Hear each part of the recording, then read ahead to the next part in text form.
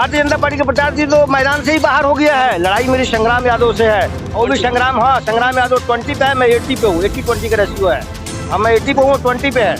हमारे पार्टी में, भारतीय जनता पार्टी में कुछ लोगों को मोनोपोलियो है, जो चाहो वो कर दो।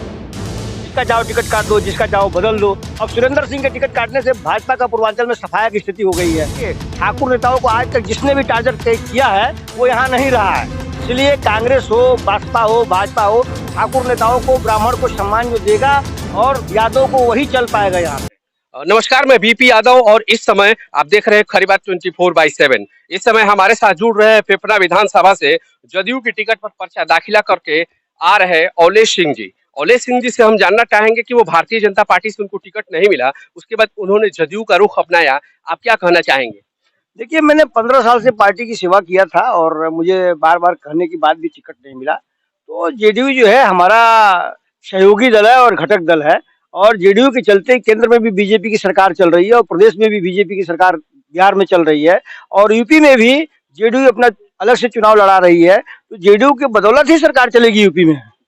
ये मेरा मिशन है और इसके तहत हम लोग काम कर रहे हैं। तो सर, जिस तरह से आप पिछले 10-12 सालों से क्षेत्र में काफी धरातल से वर्क कर रहे थे और उसके बावजूद आपको शीर्ष नेतृत्व ने टिकट काट दिया, या आपके साथ राजनीतिक के साथ कोई राजनीति खेल गया? देखिए, ऐसा है ना कि भारतीय जनता पार्टी में कुछ लोगों का जो है वो है, जो अपने मोनोपोलियो जिसको चाहते हैं उसको चुनाव लड़ा देते हैं और सर्वे कहते हैं कि सर्वे कराया, लेकिन सब सर्वे उस पे फर्जी है, कूड़े में फाड़ के फेंक देते हैं उसको। उसके बाद जिसको चाहते हैं चुनाव लड़ाते हैं, इसीलिए बुरी तरह से हारते हैं। 20 साल बाद आए थे, अभी फिर इनका पतन होने की स्थिति में आ गए हैं।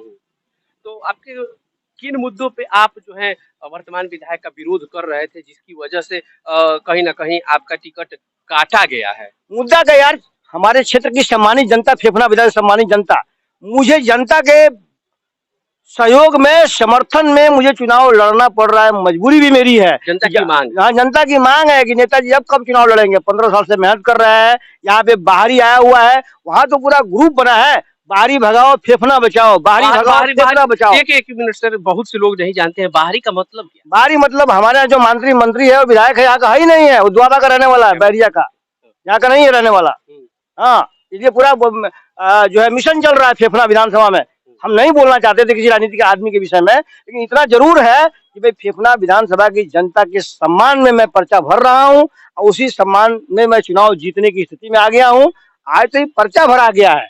80% जनता फेफना विधानसभा के हमारे साथ है। तो अच्छा, इस समय तो एक और चीज होगी कि भारतीय जनता पार्टी का जो कैडर है औलेश सिंह के साथ है, या पार्टी जिसको टिकट आवंटित की है उसके साथ? नहीं, 80%, 90% कार्यकर्ता और संगठन मेरे साथ है और मुझे चुनाव जिला के भेजेगा। मैं योगी जी की सरकार बनवाने में, हमारी नीतीश जी के नेतृत्व में समर्थन देकर के इनकी सरकार को बनवाएंगे हम लोग। अच्छा, एक तरह से मेरे साथ, एक तरह से देखा जा रहा है कि एक इधर आपका टिकट कट गया, उधर वर्तमान विधायक बैरिया से सुरेंद्र सिंह जी का टिकट कट गया, तो ये क्या चल रहा है? देखिए, इनकम्बेंसी है या फिर कोई और पॉलिटिक्स है? हमारे पार्टी में, भारतीय जनता पार्टी में कुछ लोगों को मोनोपोलियो है, जो चाहो वो कर दो।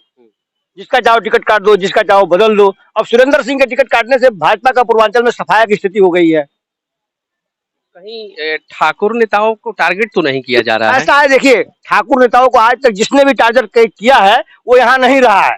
इसलिए कांग्रेस हो, बसपा हो, भाजपा हो, ठाकुर नेताओं को, ब्राह्मण को सम्मान जो देगा और यादव को वही चल पाएगा यहाँ पे। पूरे ये पूरे हिंदुस्तान में ऐसा रहा है।